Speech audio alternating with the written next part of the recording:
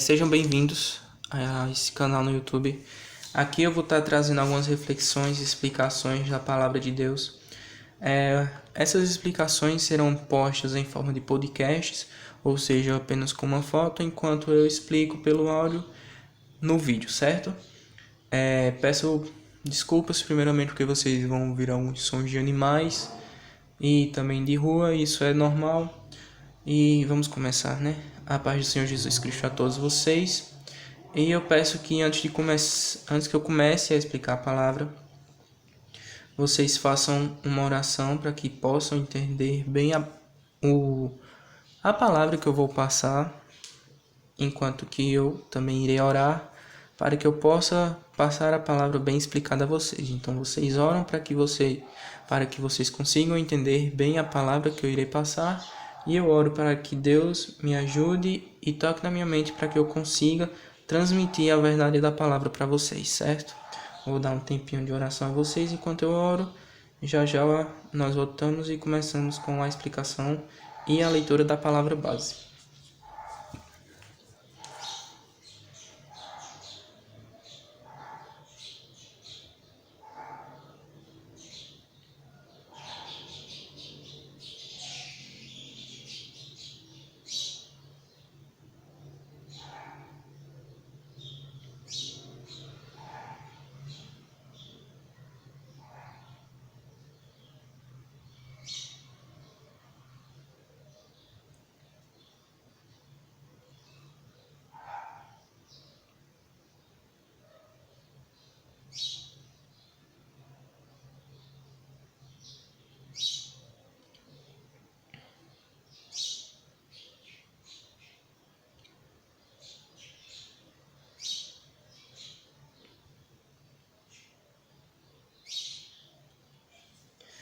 Bem, espero que você já tenha orado.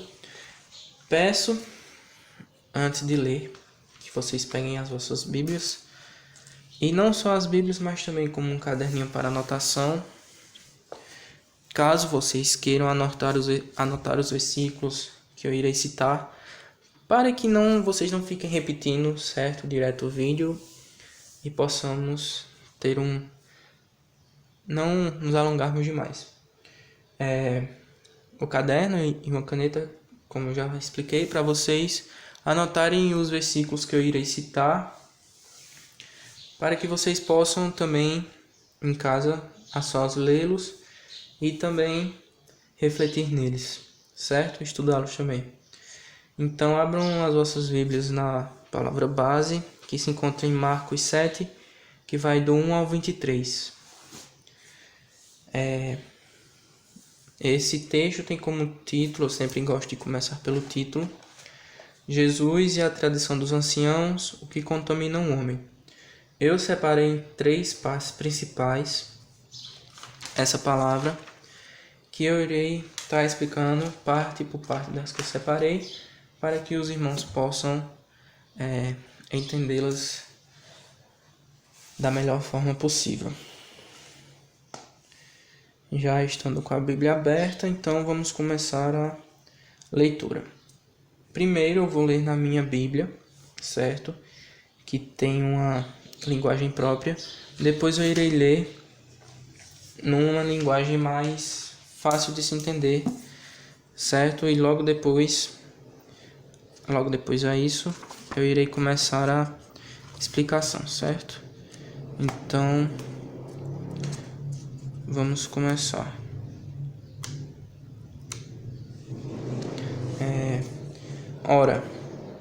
Marcos 7, do 1 ao 23. Ora, reuniram-se a Jesus os fariseus e alguns escribas, vindos de Jerusalém.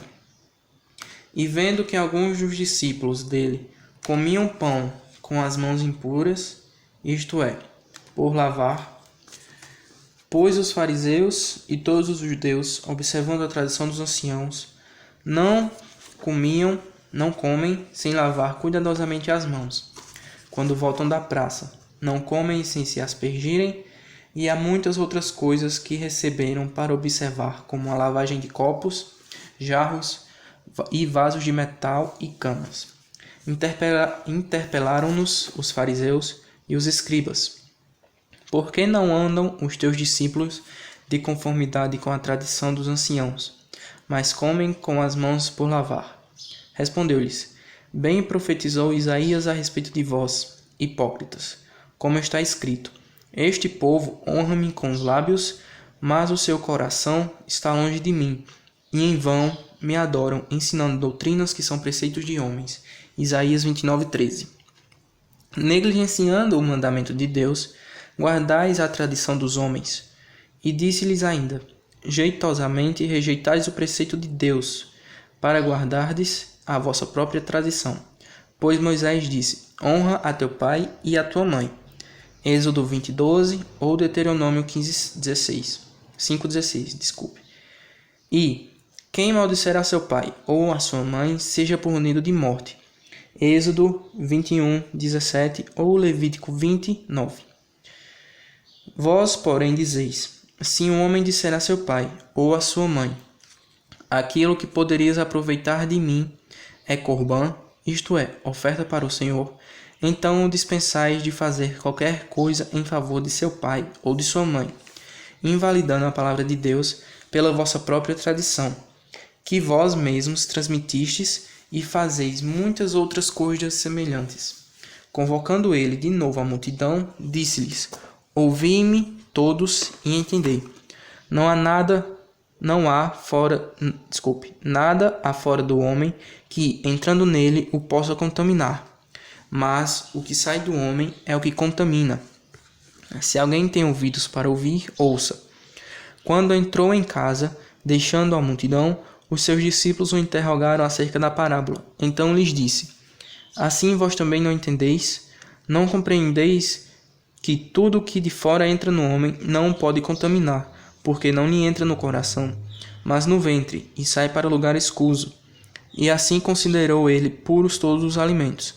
E dizia: o que sai do homem, isso é o que contamina. Porque de dentro do coração dos homens é que procedem os maus desígnios, a prostituição, os furtos, os homicídios, os adultérios, a avareza, as malícias, o dolo, a lascívia, a inveja, a blasfêmia, a soberba, a loucura.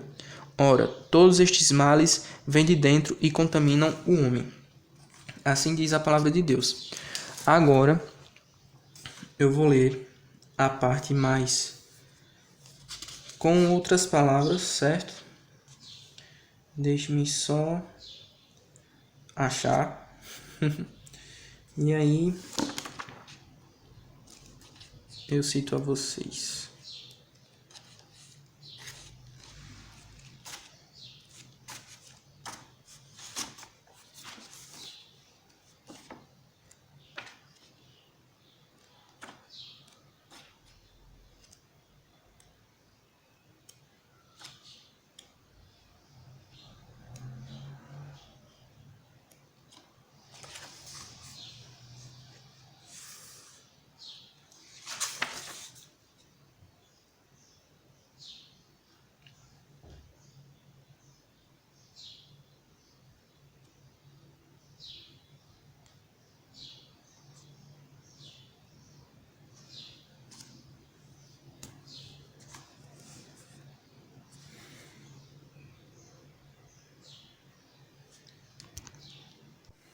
Aqui está.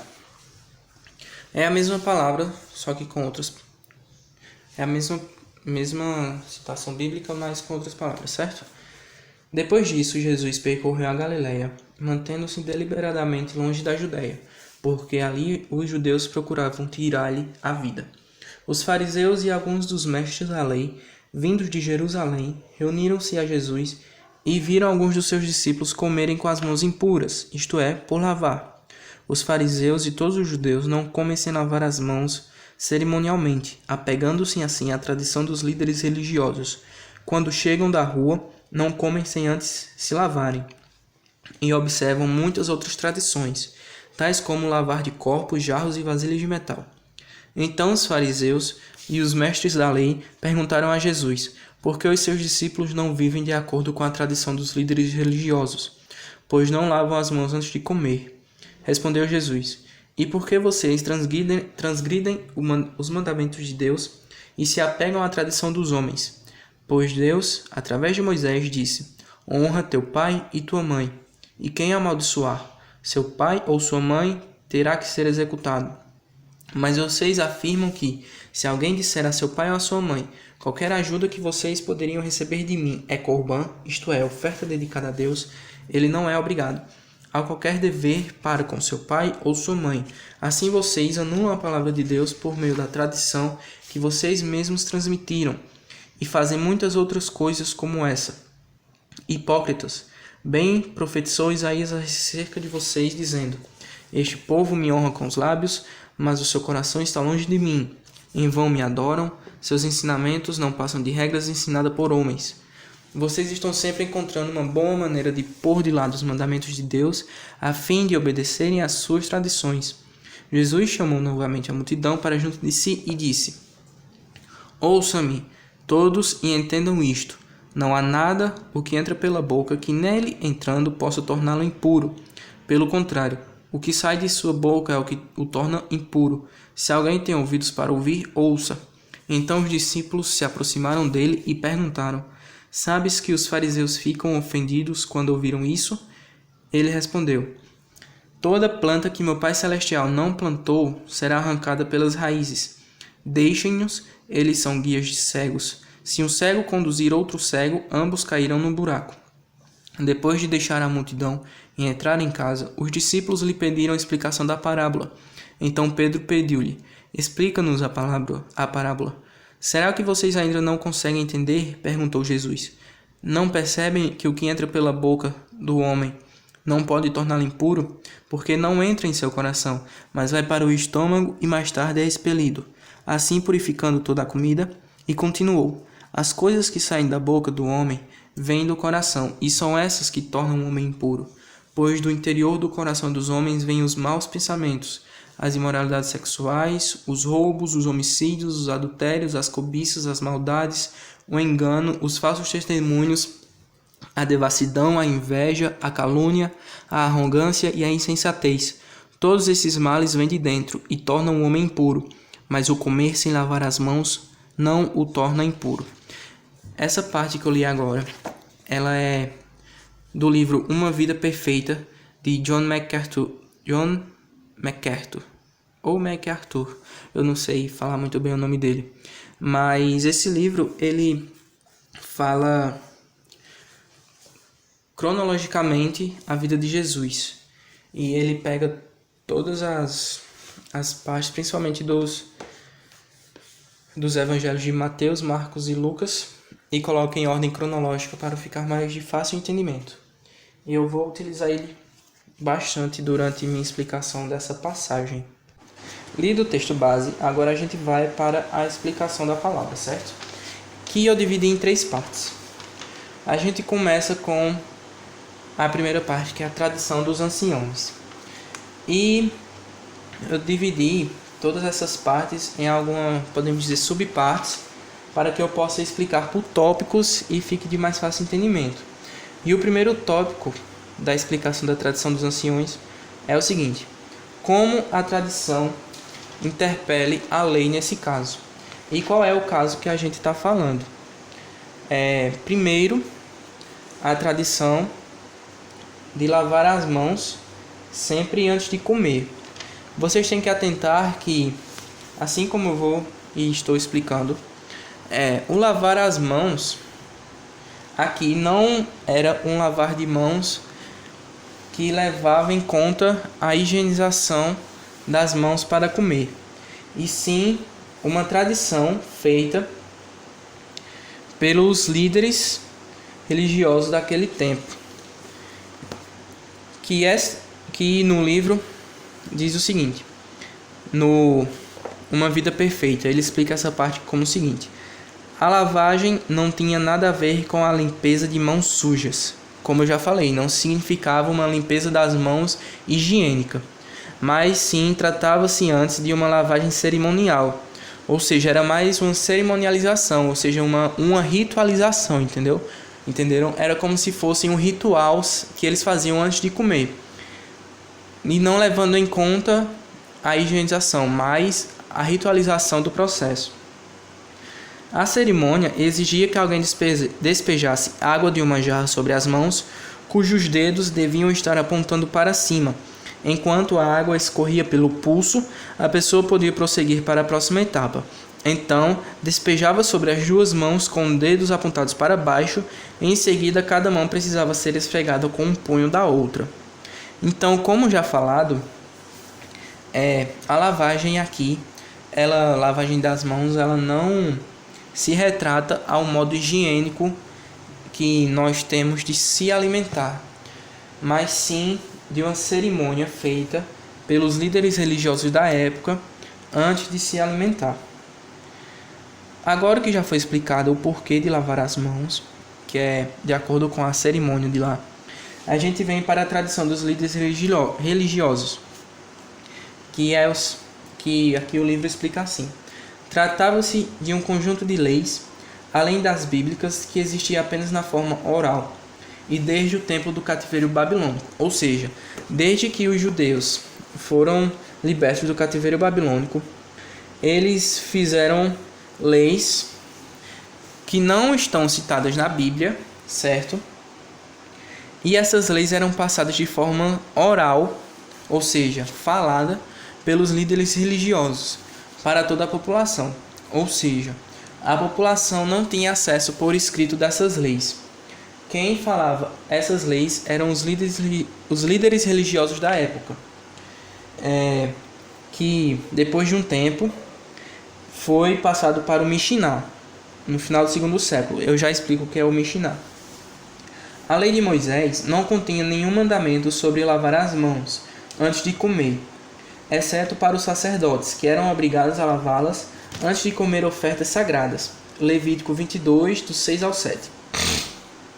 Na realidade, essas tradições suplantaram a Escritura como a mais alta autoridade religiosa do judaísmo, ou seja, as tradições feitas de forma oral pelos líderes religiosos daquela época, além de serem passadas pela forma oral, ou seja, falada, elas não estavam nos escritos sagrados, ou seja, não estavam nas Bíblias, mas ela foi tida como algo sagrado apenas pela população que foi trazida pelos líderes religiosos, ou seja, eles criaram leis fora da Bíblia e ensinaram à população essas leis, dizendo que se elas fossem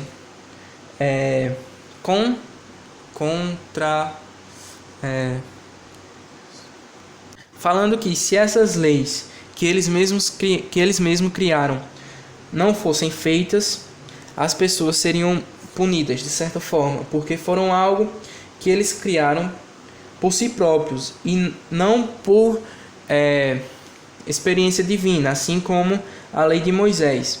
Como no texto fala, a lei de Moisés não continha nenhum mandamento sobre lavar as mãos antes de comer para toda a população em si. Lembrando que o ato de lavar as mãos, nesse caso, não era de higiene, e sim cerimonial. Era algo tido como sagrado, que foi ensinado pelos sacerdotes, mas que, na verdade, pela palavra de Deus, nada fala disso, nada fala sobre isso. E só para deixar mais explicado, quem não lavasse as mãos e fosse pego, quem não lavasse as mãos para comer era tido como uma pessoa impura. Ela estaria comendo impurezas. Por isso que os sacerdotes diziam que quem não lavasse a mão era impureza, entenderam? Eles fizeram essas leis, os próprios sacerdotes, e aí colocaram como sendo obrigatórias. Agora, cadê? Vamos para a explicação do Mishiná. O Mishiná, ele foi um livro de tradições orais que foi escrito por sábios rabínicos conhecidos como Tanaim, terminados em 189 a.C. Ele foi redigido, ou seja, escrito, por Judá Hanassi, que era um rabino. Esse Mishiná, ele foi meio que um livro que todas as tradições feitas oralmente, ou seja, pelos sacerdotes, foram transcritas e escritas nesse livro, certo? Continuando. Agora a gente vai para a fala de Jesus, que foi o que ele respondeu aos líderes religiosos, quando eles perguntaram o seguinte: por que os seus discípulos não vivem de acordo com a tradição dos líderes religiosos, pois não lavam as mãos antes de comer? E em resposta a isso, Jesus falou: e por que vocês transgridem o mandamento de Deus e se apegam às tradições dos homens? Pois Deus, através de Moisés, disse: honra teu pai e tua mãe, e quem amaldiçoar seu pai ou sua mãe terá que ser executado. Mas vocês afirmam que se alguém disser a seu pai ou a sua mãe: qualquer ajuda que vocês poderiam receber de mim é Corban, isto é, uma oferta dedicada a Deus, ele não é obrigado a qualquer dever para com seu pai ou sua mãe. Assim, vocês anulam a palavra de Deus por meio da tradição que vocês mesmos transmitiram e fazem muitas coisas como essa. Hipócritas! Bem profetizou Isaías acerca de vocês, dizendo: este povo me honra com os lábios, mas o seu coração está longe de mim. Eles vão me adoram, seus ensinamentos não passam de regras ensinadas por homens. Vocês estão sempre encontrando uma boa maneira de pôr de lado os mandamentos de Deus, a fim de obedecerem às suas tradições.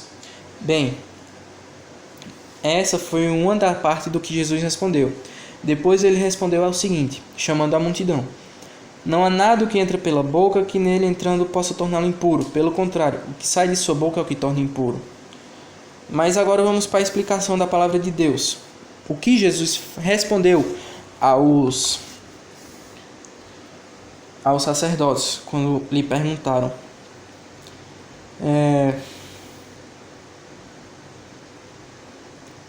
Aqui, a gente começa por quando Jesus fala transgridem. Aqui, ó. E por que vocês transgridem o mandamento de Deus e se apegam a tradições dos homens? O que ele quer dizer com transgridem? Ele quer dizer que a natureza do pecado é identificada em Mateus 15, 4, 6, como desonrar os pais de modo engenhoso. Deixa eu abrir a minha Bíblia, Mateus 15, 4, 6, para que a gente possa acompanhar o pensamento e consiga descrever bem tudo o que for aparecendo. Mateus 4, 6 diz o seguinte: aqui no caso, cadê? 15, eu não consegui abrir, deixa eu achar. Aqui, 15, 4, 6. Pronto. Deixa eu dar uma recapitulada, que eu falei de um modo meio estranho. Para deixar mais claro. Quando Jesus fala transgridem, ele quer dizer que a natureza do pecado que ele identificou é identificado como desonrar os pais de modo engenhoso. Por que de modo engenhoso?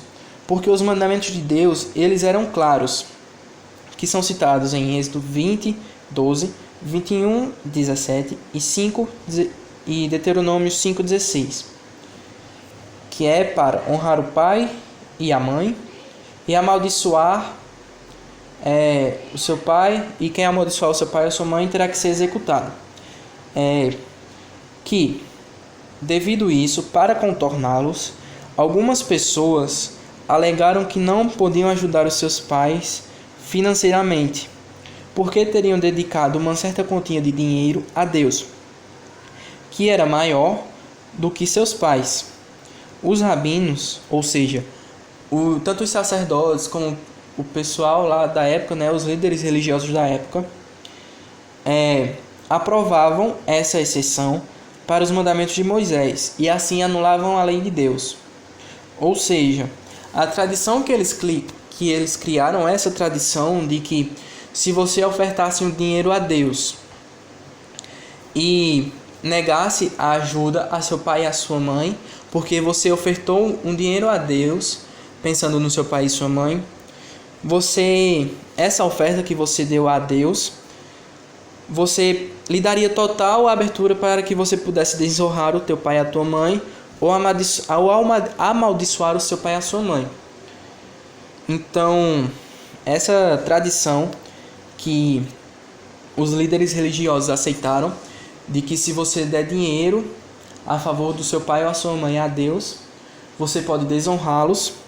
Isso é uma quebra da lei de Moisés, a quebra de um dos mandamentos de Moisés, que quebrou a lei de Deus.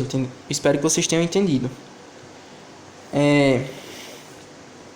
Continuando, ambos se referem ao dever de honrar os pais, ou seja, tanto a parte que fala honra teu pai e tua mãe, como quem amaldiçoar seu pai ou sua mãe terá que ser executado, se referem ao dever de honrar os pais, o que inclui tratá-los com respeito, amor, reverência e dignidade, e ajudá-los financeiramente. Ou seja, aqueles que davam dinheiro a Deus, dizendo que era para seu pai e sua mãe, automaticamente, segundo a vista dos sacerdotes, poderiam faltar com amor aos pais, faltar com respeito, deixar de reverenciá-los e retirá-los a dignidade posta a eles segundo a lei de Deus. Porque para os sacerdotes era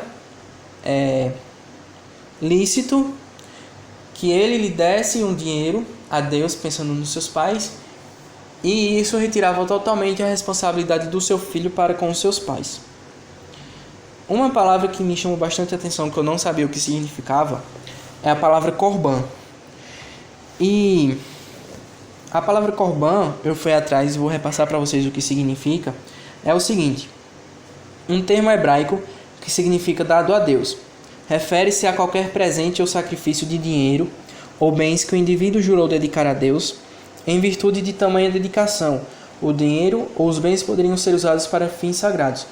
Ou seja, quando ele diz: qualquer ajuda que vocês poderiam receber de mim é corban, isso o filho dizendo aos pais significa: pai, mãe, qualquer dinheiro ou qualquer sacrifício que vocês deveriam dar a Deus e eu deveria dar a Deus, eu posso sozinho dar a Deus, e com isso todas as responsabilidades que eu teria sobre vocês são postas de lado porque são corban.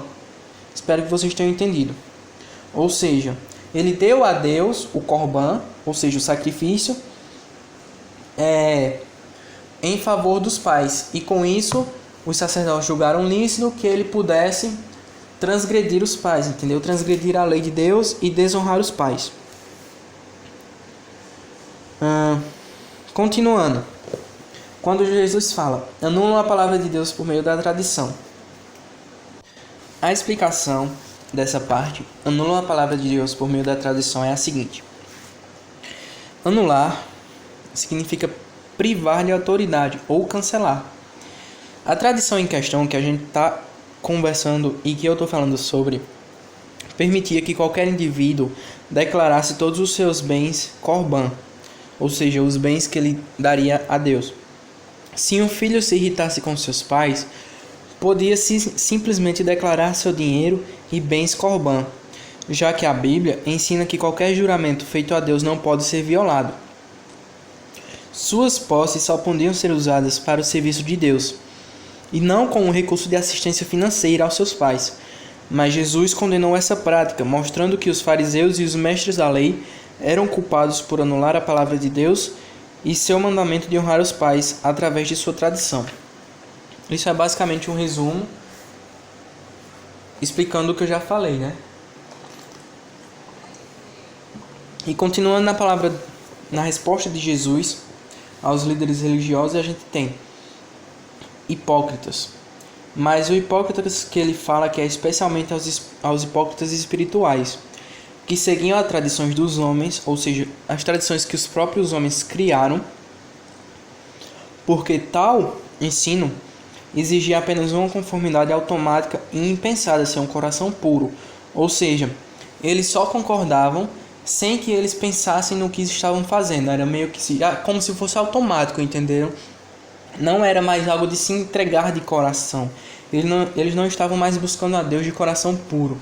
Eles estavam fazendo algo automático. Aí vem a profecia de Isaías sobre o povo que honra a Deus com os lábios, mas o coração está longe deles.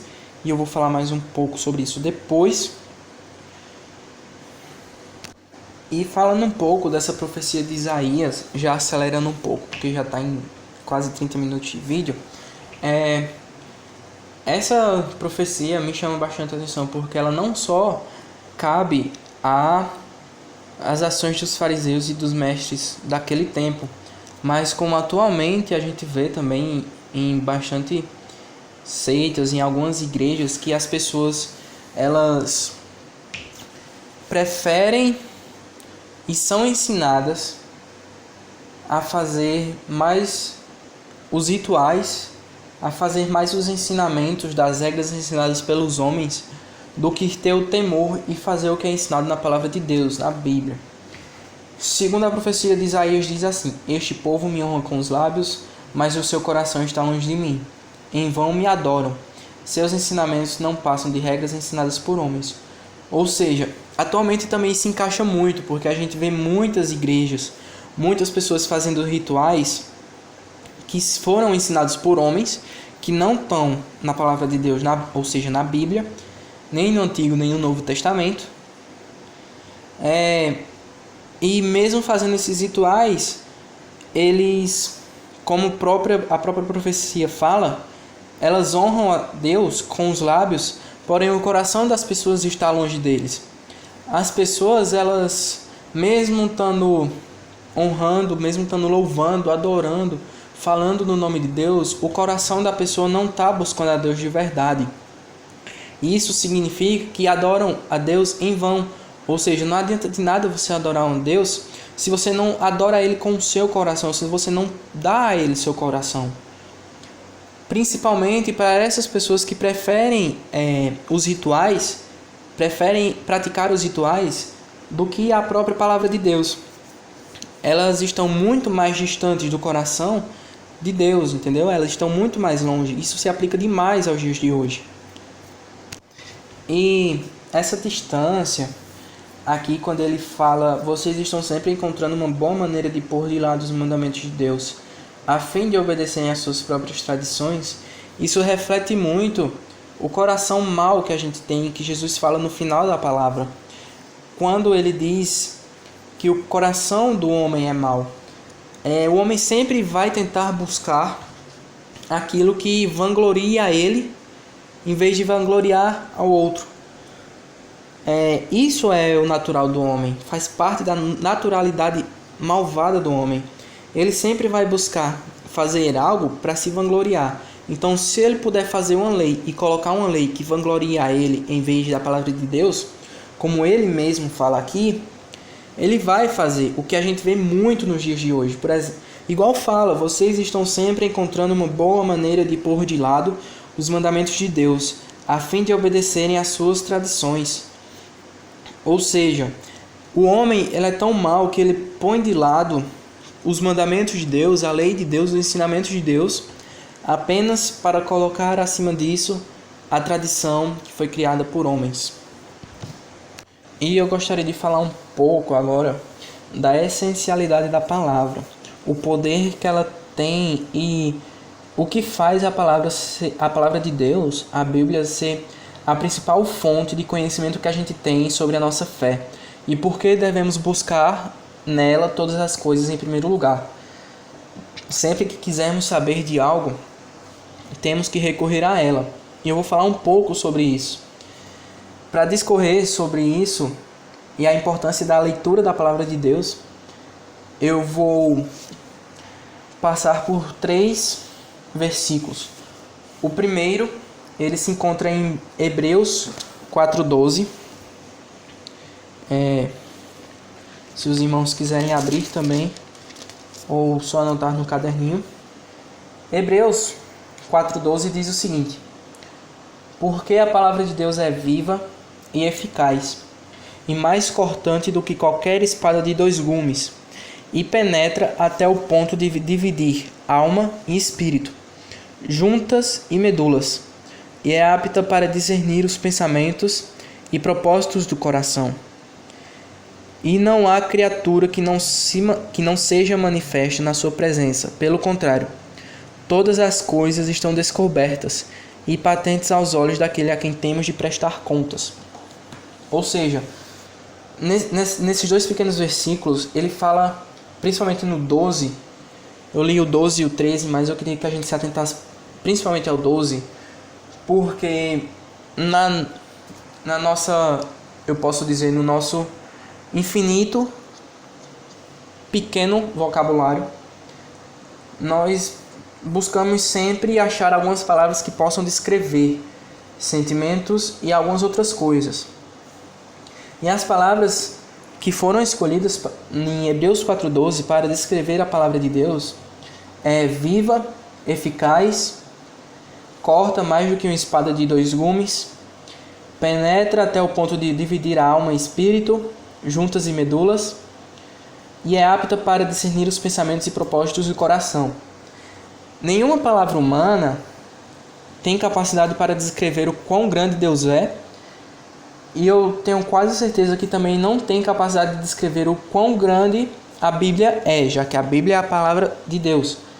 Mas esse versículo, ele cita muito bem e usa palavras bem colocadas para falar exatamente o quão poderosa é a palavra de Deus. Porque uma coisa que é viva, ela já é de extrema complexidade. E uma coisa que está viva e que seja eficaz, ou seja, que dê certo, em qualquer dos casos, traz à tona ainda um poder muito maior, uma complexidade muito maior. Porque a gente sabe que nem tudo é eficaz para tudo. Mas a Bíblia, ela é eficaz para qualquer coisa que exista, qualquer problema, tudo que existe, a Bíblia vai ser eficaz para explicar e para ajudar, assim como outras coisas também. Ela corta mais que uma espada de 2 gumes. Uma espada, por si só por ter um gume, só por ter um lado, ela já corta demais. Agora, se você pegar uma espada de 2 gumes, que se você pegar nela, você vai se cortar, mas que para você se defender, você precisa pegar nela, traz uma reflexão enorme, porque significa que para nós estarmos verdadeiramente em caminho e seguindo a palavra, não significa que nós vamos estar bem. Porque para que a gente possa seguir a palavra, nós temos que nos abandonar, nós temos que nos deixar. E nos deixar, nos ignorar, deixa eu ver o que eu posso mais falar. Negar a nós mesmos, assim como Jesus falou, o que quiser vir após mim, negue-se a si mesmo. Para nós nos negar, demora. Para nós negarmos a nós mesmos, machuca, dói. A gente não quer fazer isso, mas para a gente pegar a espada de 2 gumes, que é a palavra, a gente precisa se deixar, a gente precisa se machucar, que é para o nosso eu deixe de existir e que só existe apenas Deus. Que seja Jesus a existir e não nós. E penetra até o ponto de dividir alma e espírito. Nos dividir do mal, nos dividir da nossa própria alma. E deixar que o Espírito de Deus entre em nós. E a partir disso possa se fazer morada dentro de nós e agir por nós. O outro versículo está em Efésios 6:17. Deixa eu abrir aqui. Em Efésios 6:17 vai dizer o seguinte. Eita, me perdi. Espera aí, tá, gente? Deixa eu achar de novo.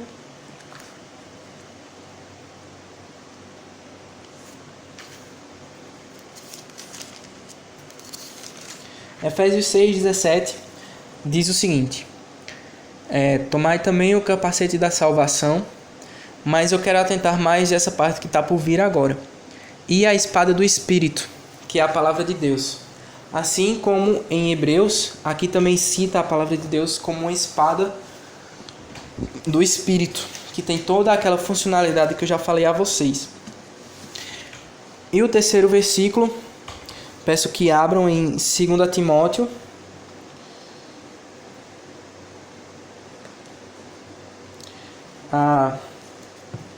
Cadê?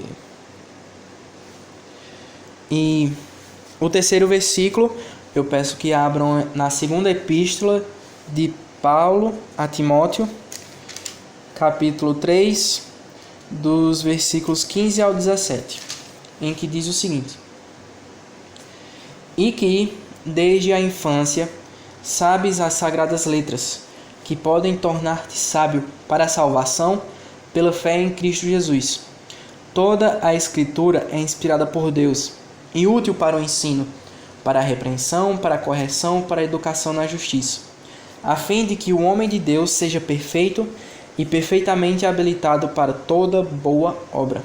Ou seja, nesses 3 versículos, ele explica muito bem o poder da palavra de Deus, para que a palavra de Deus serve e que temos que seguir a palavra de Deus desde a nossa infância. Temos que estar firmados na palavra de Deus, estudando a palavra de Deus desde a nossa infância, porque ela nos torna sábio, ela nos torna cientes da nossa salvação pela fé em Cristo Jesus e nos é útil para o ensino, ou seja, para ensinar a outras pessoas, para ajudar, para repreender outras pessoas ou repreender o mal, para corrigir outras pessoas e para nos educar na justiça, não só na justiça divina,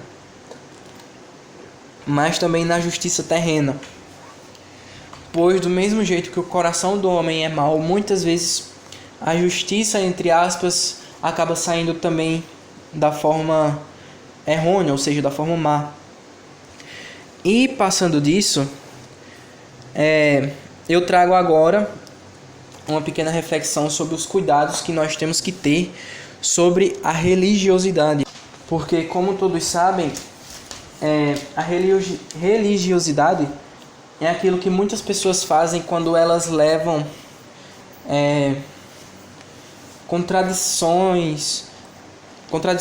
tradições e outras coisas a sério demais. Como, por exemplo, quando ela acha... Eu vou explicar melhor o seguinte. Quando ela acha que passar um pano, entre aspas, com o suor de alguém vai lhe trazer a salvação. Isso é religiosidade. Ou achar que nós devemos julgar o próximo pelo... Deixa eu ver aqui. Religiosidade também tem muito a ver com você achar de que os costumes e as tradições, que nós sabemos que em cada igreja é diferente, mas você acha que os costumes e as tradições da sua igreja são o que vão te salvar, e por isso você sai julgando os outros que não cumprem, que não são diferentes que vocês, as outras igrejas que não fazem as mesmas coisas que vocês. Isso é religiosidade. Você achar que a sua salvação está em coisas terrenas, em coisas mundanas, e não na palavra de Deus. E para isso eu trago alguns versículos que explicam o porquê da palavra de Deus ser mais importante que as tradições humanas. A primeira está em Provérbios 3, Provérbios capítulo 3, do 1 ao 2, que diz o seguinte: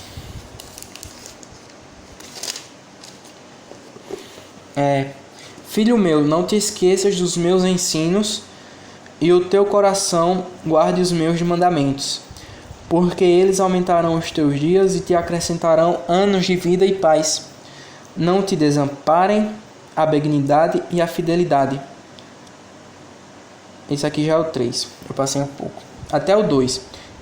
E aí te acrescentarão anos de vida e paz.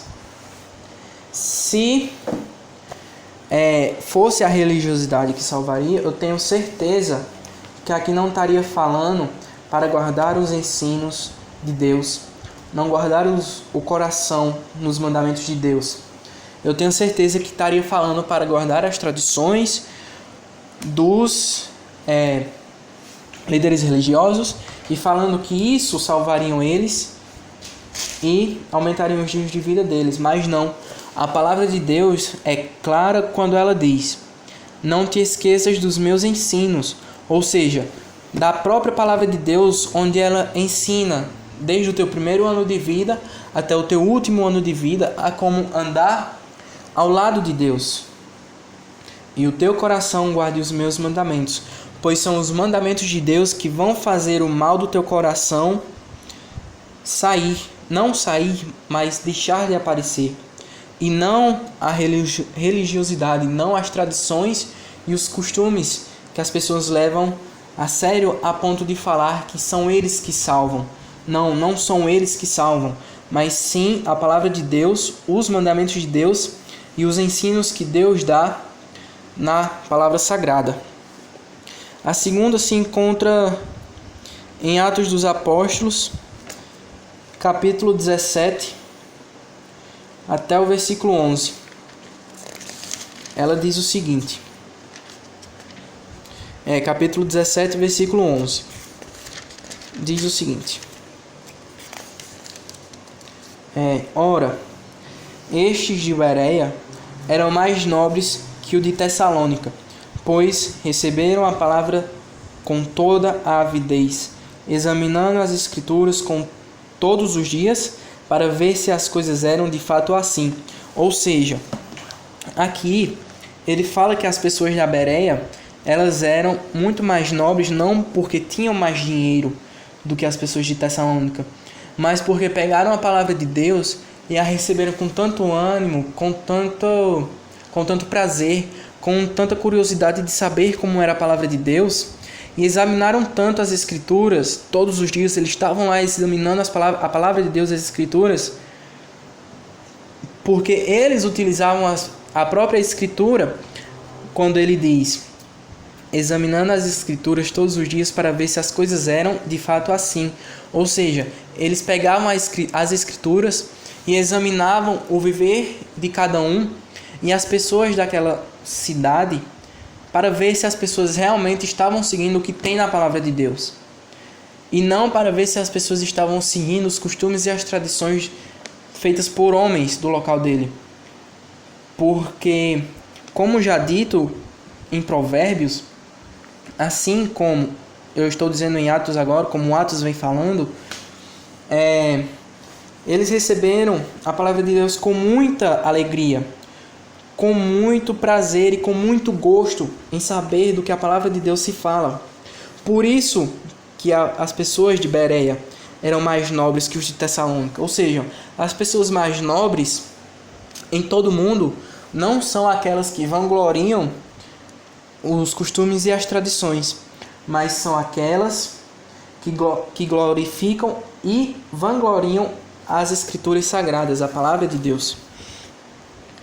O terceiro versículo, ele se encontra em Isaías 8:16, e eu gostei bastante porque ele não fala diretamente, mas é algo que pode acontecer e eu vou ler para vocês agora. É Isaías capítulo 8, o versículo 16, o versículo 20 e o versículo 22. Ele diz assim, o 16: resguarda o testemunho, sela a lei no coração dos meus discípulos. Ou seja, pega os meus mandamentos, pega o testemunho de Deus e guarda a lei de Deus no coração dos meus discípulos, ou seja, do meu povo. Faz o meu povo guardar a minha lei, a minha palavra. E aí no versículo 20 ele fala: a lei e ao testemunho. Se eles não falarem desta maneira, jamais verão a alva. Ou seja, se a gente não seguir a lei de Deus, se a gente não seguir o testemunho de Deus, os mandamentos de Deus, a gente nunca vai poder ver a alva. Nessa parte, eles estavam sendo invadidos pelos assírios. E isso aqui, jamais verão a alva, significa que jamais verão a salvação. Então, para assim como eles lá verem a salvação, a gente também vê a salvação, a gente tem que ver a lei, o testemunho de Deus, os mandamentos de Deus e as leis de Deus. Porque se a gente não agir, ou seja, se a gente não falar dessa maneira, se a gente não falar da maneira, se a gente não fazer ou viver da maneira que a lei e o testemunho de Deus fala para a gente viver, a gente jamais vai ver a salvação. E o versículo 22 fala o seguinte: olharão para a terra, e eis aí angústia, escuridão e sombras de ansiedade, e serão lançados para as densas trevas. Ou seja, se as pessoas continuarem levando em consideração mais os costumes e as tradições do que a própria palavra, elas não olharão para a terra e verão glória e salvação, mas sim olharão para a terra e verão angústia, escuridão, sombras, ansiedade e serão lançados para as densas trevas. Porque do mesmo modo que aconteceu com Israel, porque estava seguindo a religiosidade e as tradições feitas por homens, isso também acontecerá com as pessoas que seguem os costumes, as tradições e as religiosidades dos homens atualmente. As pessoas que seguem isso que eu falei agora, que colocam essas coisas acima da palavra de Deus, acontecerá a mesma coisa com elas, igual aconteceu com Israel, que eu acabei de citar no versículo 22. E o último, para acabar esse primeiro ponto, está em Oséias 4:6, que é também o que acontece do mesmo jeito que eu já mostrei, o que acontece quando a tradição vem acima da lei, que diz o seguinte: Oséias capítulo 4, versículo 6: o meu povo está sendo destruído, porque lhe falta o conhecimento. Porque tu, sacerdote, rejeitaste o conhecimento, também eu te rejeitarei, para que não sejas sacerdote diante de mim. Visto que te esqueceste da lei do teu Deus, também eu me esquecerei dos teus filhos. Ou seja, aqui ele fala que o povo está sendo destruído porque falta o conhecimento da palavra de Deus. Porque o sacerdote, naquela época, naquele local, preferiu rejeitar o conhecimento do Pai, preferiu rejeitar o conhecimento de Deus, as leis de Deus e o mandamento de Deus, para colocar o povo às tradições que ele fazia. E isso também acontece muito hoje. Os sacerdotes de hoje em dia, que são os falsos pastores, os falsos pregadores e os falsos profetas, eles sempre colocam os pensamentos dele acima da palavra de Deus. E é exatamente o que Oséias fez que a gente também tem que fazer. Rejeitar o sacerdote e rejeitar todo o ensinamento passado por ele. Do mesmo jeito que Oséias fez. É isso que a gente tem que fazer. Sempre que a gente se encontrar com um falso profeta, com um falso pastor, com um falso pregador, a gente tem que o rejeitar, assim como diz a palavra de Deus, para que o nosso povo não seja destruído, do mesmo jeito que Israel foi destruída. Eu vou ler mais uma vez para os irmãos entenderem melhor. O meu povo está sendo destruído, porque lhe falta o conhecimento. Porque tu, sacerdote, rejeitaste o conhecimento, também eu te rejeitarei, para que não sejas sacerdote diante de mim, visto que te esqueceste da lei do teu Deus, também eu me esquecerei de teus filhos. E é isso que a palavra de Deus diz sobre os falsos profetas e o que a gente tem que fazer quando se encontrar com qualquer um deles, rejeitá-los, para que o nosso povo não venha a sofrer. Entenderam? Agora vamos para o segundo tópico. O primeiro tópico já acabei. Vamos para o segundo tópico, que fala sobre os guias de cegos. Quando Jesus diz: deixe-nos, eles são guias cegos, e se um cego conduzir outro cego, ambos cairão num buraco. Quando Jesus fala deixe-nos, naquele tempo era tido como um julgamento muito severo, porque era uma forma de se mostrar a ira de Deus. Era como se ele dissesse: abandona eles, deixa eles. Significa abandono por Deus. e é descrito como entregá-los, que é explicado em Romanos 1, 18 ao 32. Mas para não me adentrar muito nesse segundo tópico, porque o terceiro tópico ainda é bastante extenso, a gente pode resumir o segundo tópico, que é guias de cegos, o seguinte: eu separei 3 versículos. O primeiro se encontra em Romanos 16, capítulo 16, do 17 ao 18.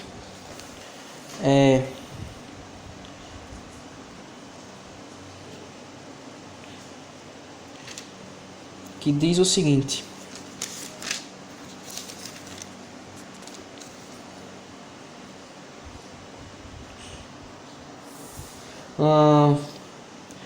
rogo-vos, irmãos, o 17 e o 18, certo? Romanos capítulo 16, versículo 17 ao 18.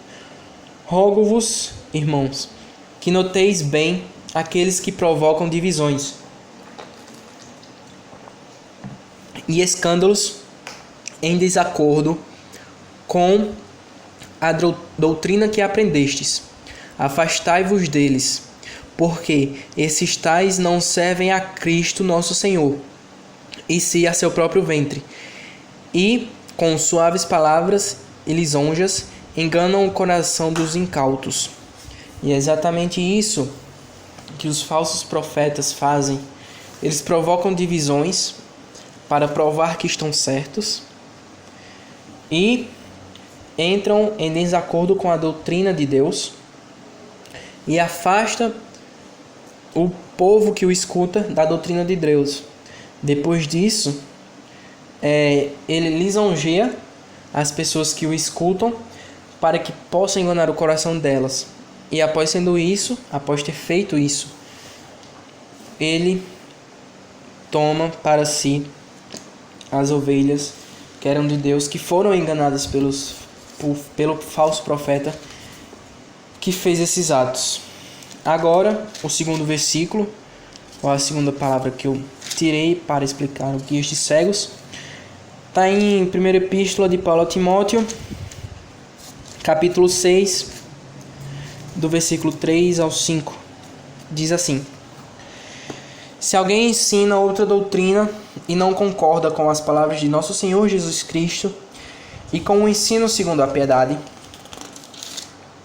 é enfatuado que nada entende, mas tem mania por questões e contendas de palavras, de que nascem inveja, provocação, difamações e suspeitas malignas, acercações sem fim, por homens cuja mente é pervertida e privados da verdade, supondo que a piedade é fonte de lucro. Aqui mais uma vez ele coloca que os falsos profetas vêm e põem contenda primeiramente, a divisão, para que depois a controvérsia, para que depois ele possa vir com a própria palavra dele e lisonjear e acalmar o coração das pessoas que ele mesmo agitou. E lembrando a vocês que em Mateus capítulo 12, versículo 30 diz o seguinte: que Jesus falou assim: quem não é por mim é contra mim, e quem comigo não ajunta, espalha. Ou seja, eles que vieram causar controvérsia, que vieram causar discórdia, que vieram ser contra a palavra de Jesus, não são por Jesus.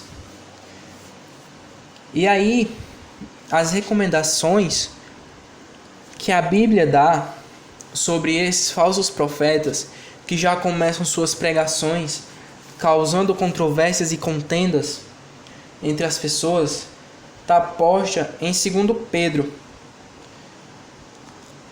que diz o seguinte: 2 Pedro, capítulo 2, do versículo 1 ao 3. Assim como no meio do povo surgirão falsos profetas, assim também haverá entre vós falsos mestres, os quais induzirão dissimuladamente heresias destruidoras até ao ponto de renegarem o soberano Senhor, que os resgatou, trazendo sobre si mesmo repentina destruição. E muitos seguirão as suas práticas libertinas, e por causa deles será infamado o caminho da verdade. Também, movidos por avareza, farão comércio de vós, com palavras fictícias. Para eles, o juízo lavrado a longo tempo não tarda, e a sua destruição não dorme. Ou seja, o castigo de Deus sobre essas pessoas que vieram trazer contenda, sobre essas pessoas, sobre esses falsos profetas, já foi posto. Só falta chegar. Mas, enquanto ele não chega, vocês lembram do que eu falei a vocês? Sobre vocês negarem o ensinamento, sobre vocês fazerem o que Oséias fez ao povo, lá no capítulo 4, versículo 6, o que Oséias fez aos sacerdotes que ensinavam errado, rejeitar, vocês têm que rejeitar as pessoas que dão ensinamento errado, porque só assim eles vão perder credibilidade. Atualmente a gente não está vivendo num mundo onde é muito fácil você acessar qualquer conteúdo, qualquer pensamento, qualquer coisa. Assim, os falsos profetas têm muito mais visibilidade, conseguem alcançar mais pessoas. E para que eles travem, vocês precisam se mover, vocês precisam rejeitá-los. Porque só assim eles vão perder a credibilidade deles. Não é você ver uma pessoa que está sendo enganada por um falso profeta e deixar. Não pode. Você está deixando aquela pessoa ela mesma se destruir, porque ela está acreditando numa coisa falsa. Em vez disso, você precisa negar, você precisa ir lá nessa pessoa e mostrar os fatos, mostrar que quem está ensinando as coisas erradas a ela está errado, é um falso profeta. Por isso que Oséias, ele diz que tem que rejeitar. Você, cristão que está me ouvindo, você precisa rejeitar os falsos profetas e todas as falsas profecias que você ouve. Você não pode ficar calado diante de alguém que destrói a palavra de Deus para inflar o próprio ego.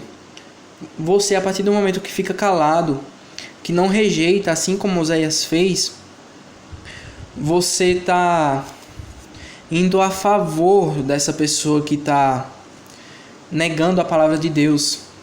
Como Jesus disse em Mateus 12:30, quem não é por mim é contra mim. Então, se você não é por Deus para defender a palavra de Deus, você é contra Deus. Não tem meio termo, você não pode ficar em cima do muro.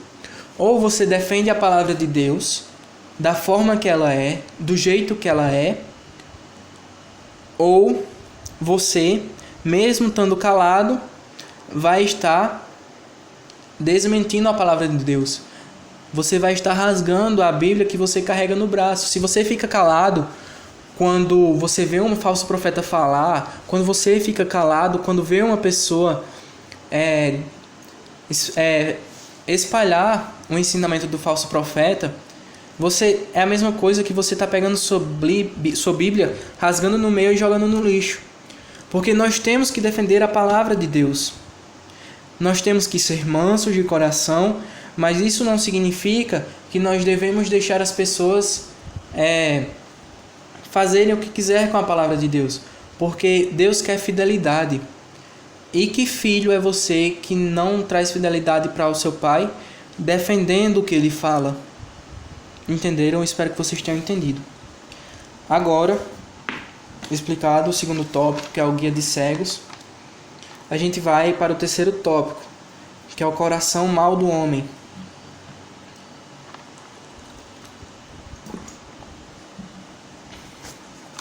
O primeiro subtópico, eu tirei ele de outro livro que tem por título O Evangelho de Deus e o Evangelho do Homem. E ele diz o seguinte: coração mau do homem, primeiramente, explicar a vocês que o homem já nasce mau. Desde o pecado original, desde que Adão e Eva pecaram, que o homem é mau, que nós nascemos já pecando. E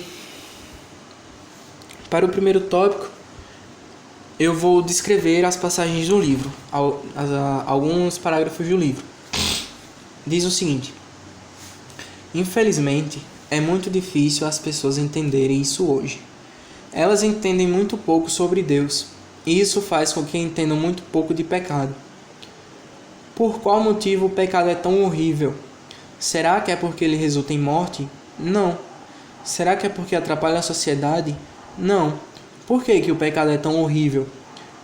Porque o pecado é cometido contra um Deus que é absolutamente digno, o qual é merecedor de toda adoração, louvor e obediência.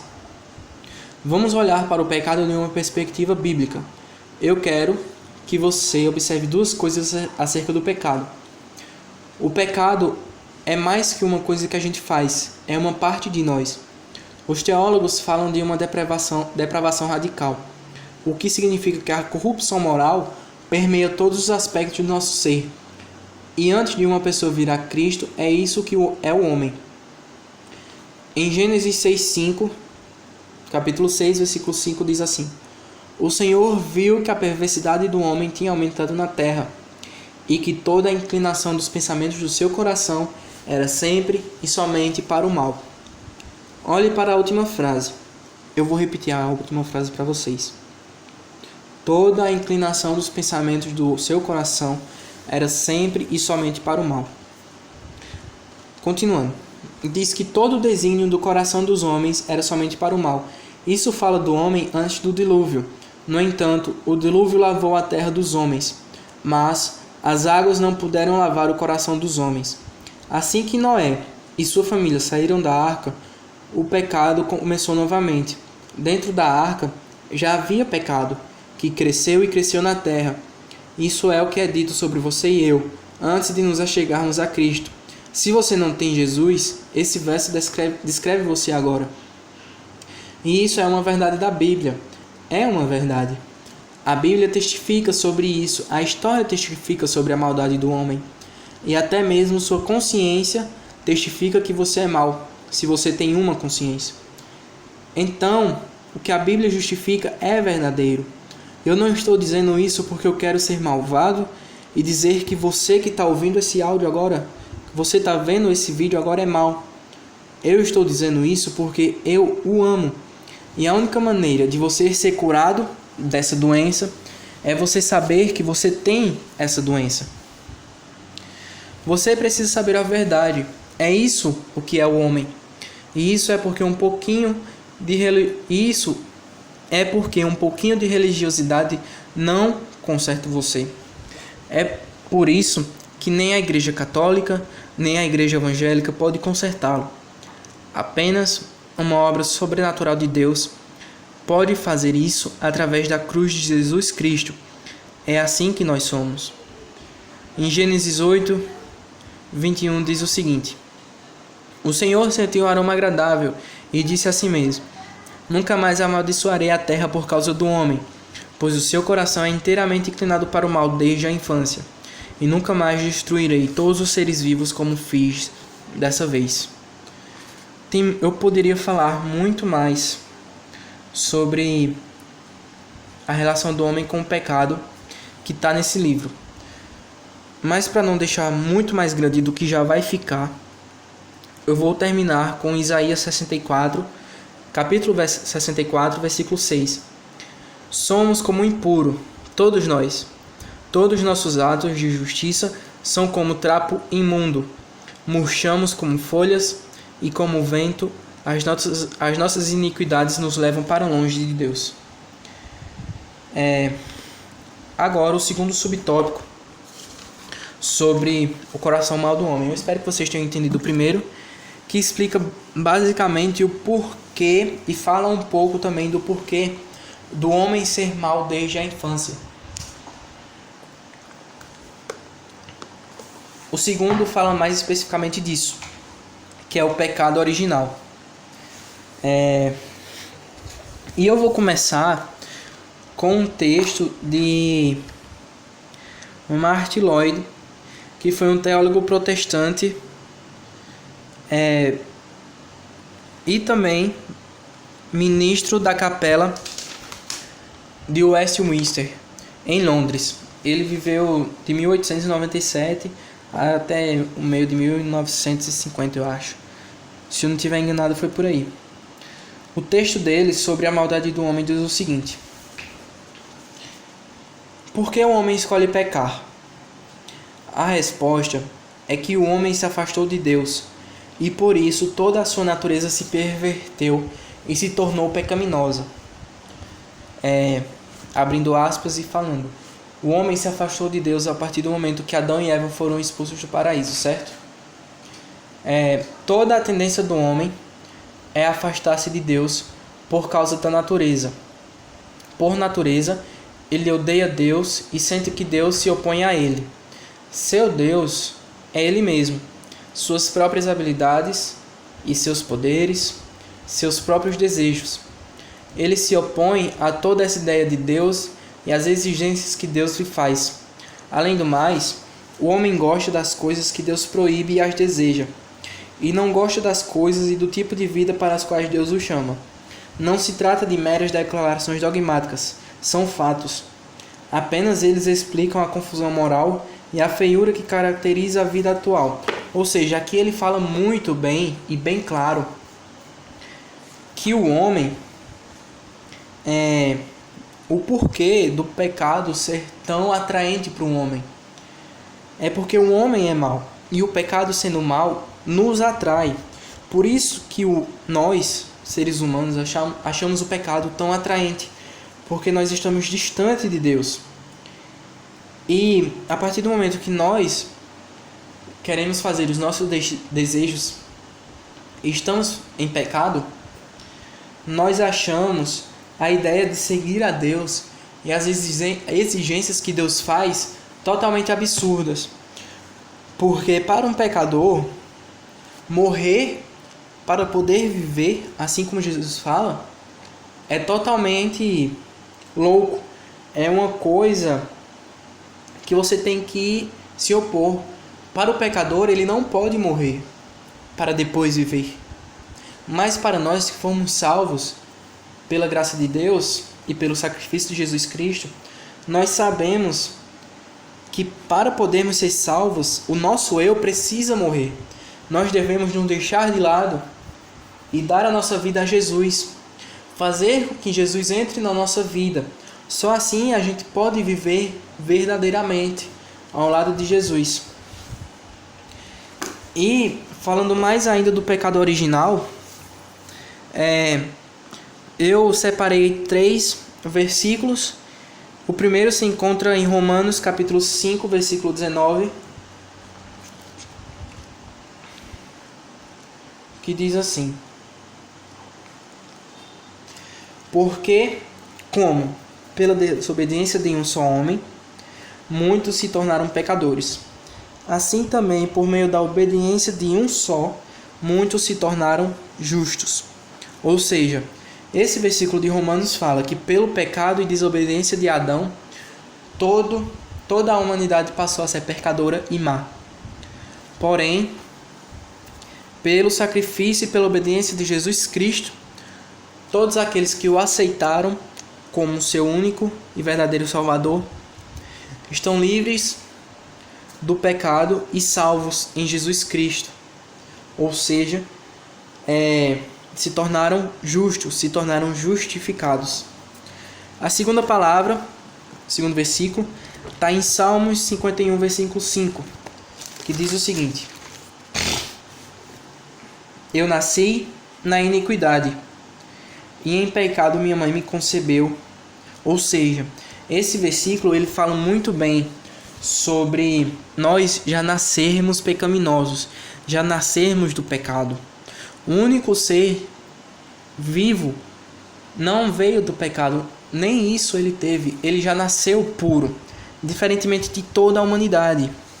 E o terceiro versículo se encontra em João, capítulo 3, versículos do 3 ao 8, que é quando Nicodemos visita Jesus.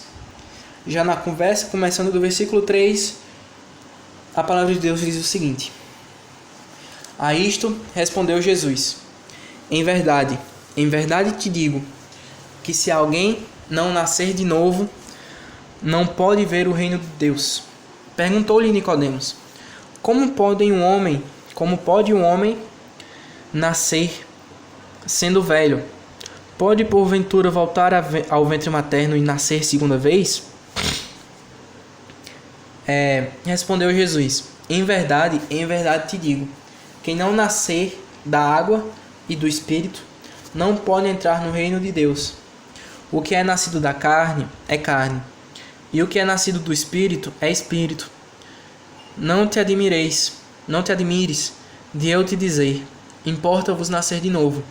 O vento sopra onde quer, ouves a sua voz, mas não sabes de onde vem, nem para onde vai. Assim é todo o que é nascido do Espírito. Aqui ele fala muito bem em aceitar Jesus. Quando você aceita Jesus, você nasce de novo. Você está pronto para viver uma nova vida. Você primeiro morreu para que você possa nascer novamente, porém não nascer da carne, mas nascer do Espírito de Deus, nascer de novo em Jesus Cristo. E a partir do nascer de novo em Jesus Cristo, você tem uma nova vida. E acabando o segundo subtópico do pecado original, eu entro ao terceiro subtópico, que fala sobre a relação entre os bons atos e a maldade. Porque a gente tem uma contradição muito grande. Algumas pessoas acham que fazer bons atos sem ter aceitado Jesus como seu único e perfeito Salvador vão fazer ela ir ao céu. Mas os bons atos que essa pessoa faz estão diretamente ligados à maldade do coração dela. E aqui o primeiro versículo que eu escolhi para explicar se encontra em Lucas, capítulo 6, versículo 33,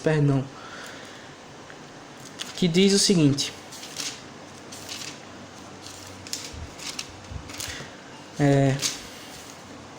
Se fizestes o bem aos que vos fazem o bem, qual é a vossa recompensa? Até os pecadores fazem isso. Ou seja, aqui em Lucas 6,33, Jesus está igualando as pessoas que fazem o bem a pecadores. Por quê? Porque mesmo ela fazendo bem a boas pessoas, todos os pecadores fazem o bem a todas as pessoas. E para completar esse versículo, para que vocês entendam o pensamento, eu levo para Romanos 2. Romanos capítulo 2, versículo 14, que diz o seguinte: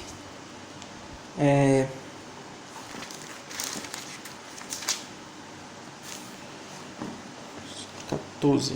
Romanos 2, versículo 14.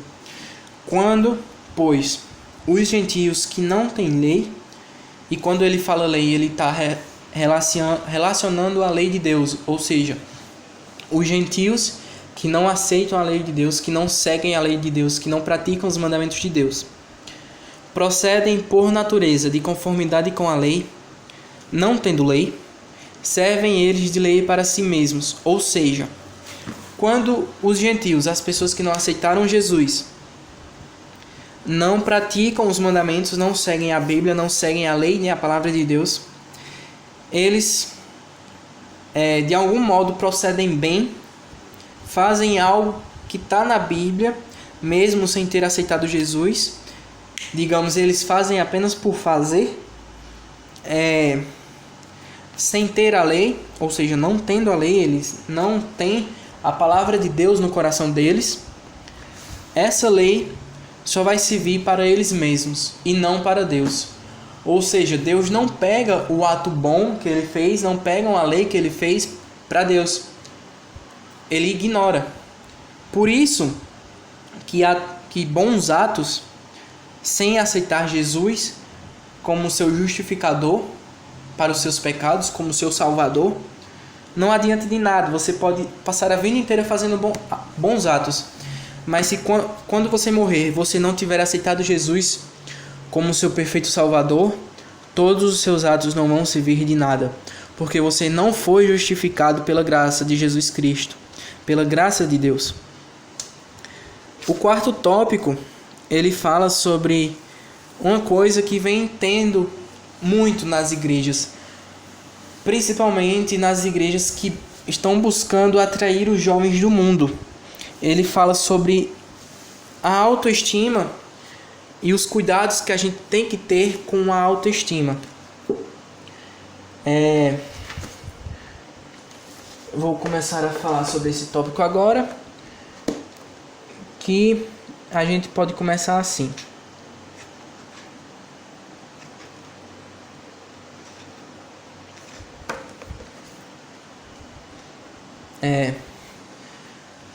Incrivelmente, enquanto o tecido moral da sociedade está se desfazendo, ou seja, enquanto a gente vê altos níveis de pornografia, altos níveis de decência humana, a autoestima das pessoas está cada vez mais alta. Ou seja, ambos estão crescendo igualmente. Todo pensamento positivo sobre nós mesmos parece não estar tendo qualquer efeito para elevar nossa cultura ou motivar as pessoas para terem uma vida melhor. De primeiro, talvez você não tenha entendido o porquê de eu estar falando disso, mas essas igrejas que eu falei no começo, elas estão falando que a autoestima está ligada aos bons hábitos das pessoas.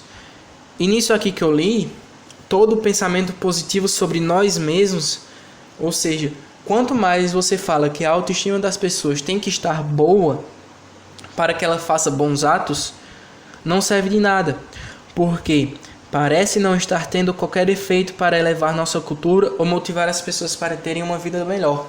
Ou seja, em vez da autoestima das pessoas estar aumentando e elas fazerem bons atos, as autoestimas das pessoas estão aumentando para que elas pratiquem a iniquidade, para que elas pratiquem mais malícias, mais coisas ruins do próprio coração. Então a gente pode relacionar a autoestima sem Deus, verdadeiramente, com a alta da iniquidade. Eu não estou falando que nós devemos ter baixa autoestima, porque a baixa autoestima, ela traz doenças também. Mas o que estou falando é que a autoestima, sem você ter o reconhecimento de que Deus é quem tem que ser glorificado por tudo que você faz, não serve de nada. É a mesma coisa que você dizer: eu sou bonito e eu tenho uma autoestima boa. Eu vou lá e ajudo os pobres. Só que, pela minha autoestima boa e sem eu ter a minha junção com Deus, o mal no meu coração faz com que eu diga que a minha autoestima faz com que eu aumente ainda mais ela e fale: eu sou muito bom, eu dei comida para esses homens que estavam passando fome. Ou seja, a sua autoestima lhe influenciou junto do mal a você se glorificar pelo que você fez, enquanto que quem aceitou verdadeiramente a Jesus Cristo e vive seguindo a palavra de Deus, sabe que todo e qualquer ato praticado por nós mesmos tem que ser glorificado a Deus. Todos os atos bons das pessoas que aceitaram a Jesus Cristo como seu único e perfeito Salvador são para a glória de Deus e não para a glória de nós mesmos. E aqui ele continua falando o seguinte: em outras palavras, a noção de que a autoestima melhora as pessoas é simplesmente uma questão de fé religiosa cega. E não só isso, é uma religião contrária ao cristianismo, pois se fundamenta na pressuposição não bíblica, diz que as pessoas são essencialmente boas e que precisam reconhecer sua própria bondade. O que é mentira, porque eu já discorri e nós sabemos que nós somos mal de todo o coração. Desde criança, nós temos a maldade no nosso próprio coração. E se eu reconheço na minha autoestima que eu sou bom em qualquer coisa, principalmente nos meus atos, isso não é mais do que uma heresia, porque a gente sabe que nós não somos bons, que nós somos maus. Mas se através da autoestima que essas igrejas estão pregando, elas dizem que eu posso ser bom em alguma coisa porque eu sou bom, isso é heresia, porque eu não sou bom em algo porque eu sou bom. Se eu sou bom em alguma coisa é porque Deus me proporcionou que eu fosse bom nessa coisa.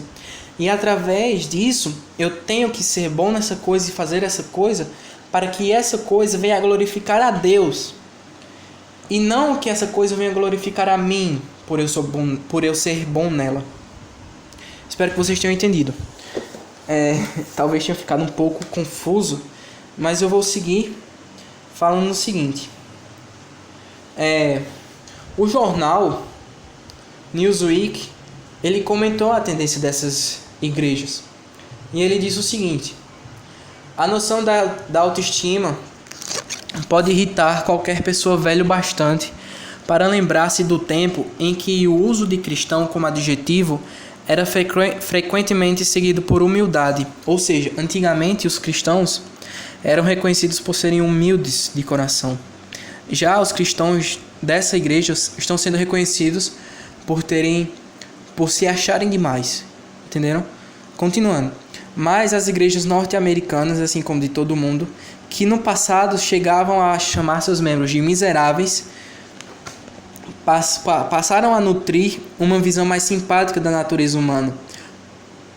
Agora um comentário meu. O que está totalmente errado, porque a natureza humana é totalmente depravada.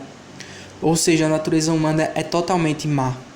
E se a gente prega que nós temos que ser simpáticos à natureza humana, a gente está pregando que nós temos que ser simpáticos à maldade que está dentro de nós. Agora, continuando o texto da reportagem. Repreender pecadores é considerado contraprodutivo. Faz com que eles se sintam piores em relação a si mesmos. E você vê aonde a gente chegou. Atualmente a gente não pode mais repreender pecadores. Porque se a gente repreender eles, vai ser como se a gente estivesse desestimulando eles. Enquanto que a gente tem que repreendê-los e mostrar a eles como é que se faz. Mostrar a eles na palavra de Deus como se tem que agir.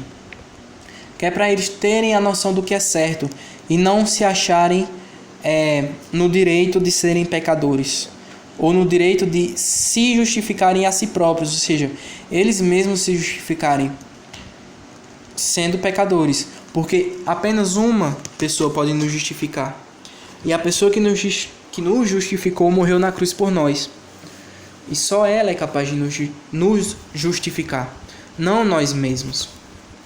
Continuando. As pessoas cuja preocupação maior é com a autoestima dificilmente se encontram preparadas para lidar com as transgressões humanas, como o pecado contra Deus, ou para informar as pessoas já acomodadas em amor e justiça próprios, que na verdade elas são pecadoras que precisam de salvação. Nós, como proclamadores do Evangelho, precisamos falar do amor e da justiça de Deus, e não do amor e da justiça próprios do ser humano, porque o amor e a justiça do ser humano não é nada além de pó comparado ao amor e à justiça de Deus. E o amor e a justiça do ser humano em si, ela sozinha não é capaz de nada. Mas a partir do momento que nós deixamos o amor de Deus entrar dentro de nós e a justiça de Deus agir na nossa vida, aí sim é que nós vamos conhecer o verdadeiro amor e a verdadeira justiça.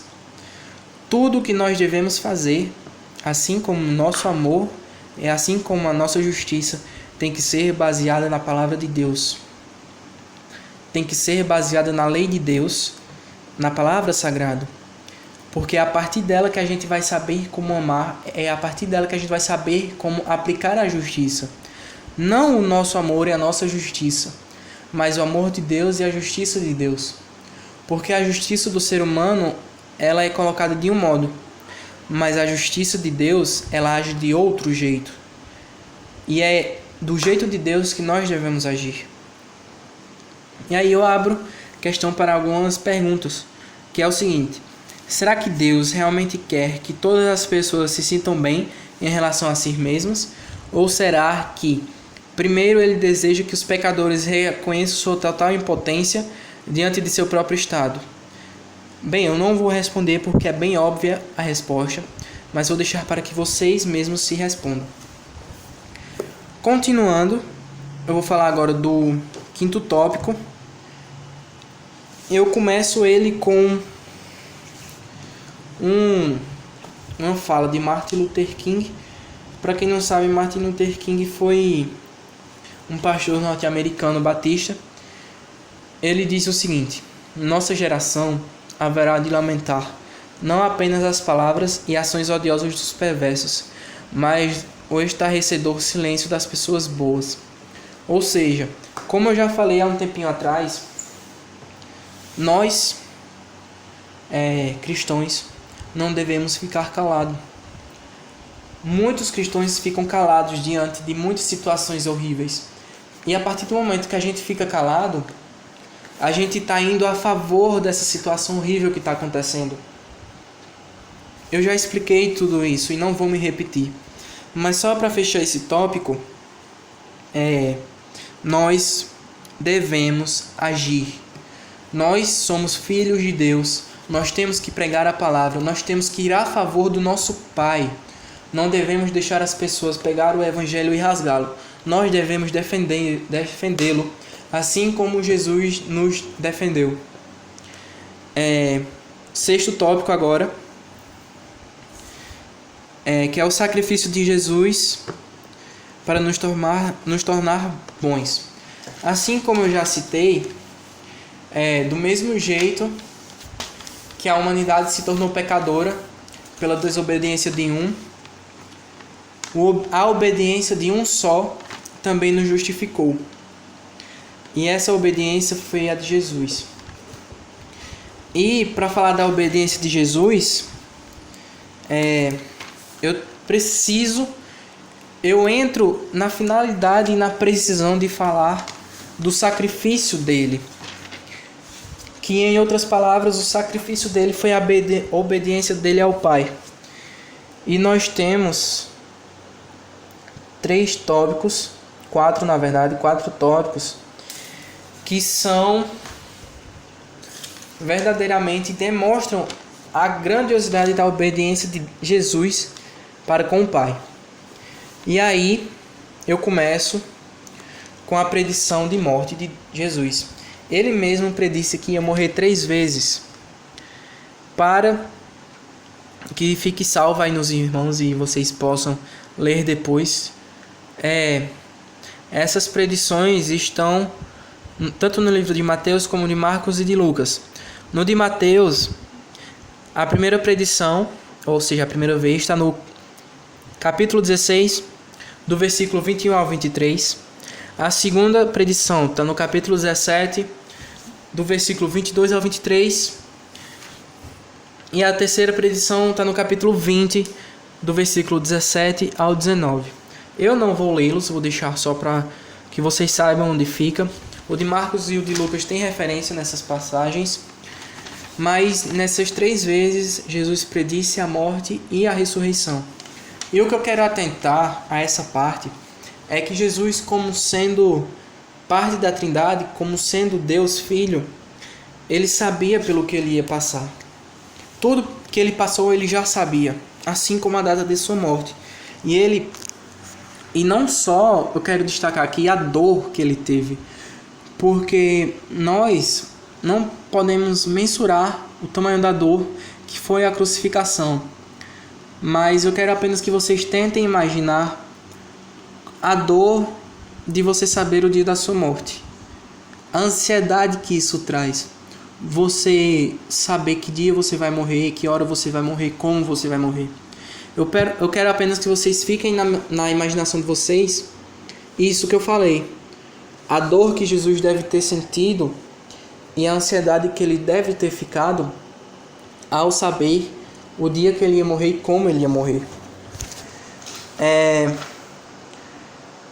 Em Mateus 23, 37, eu quero ressaltar o segundo ponto da obediência de Jesus, que é a tristeza que ele sentiu.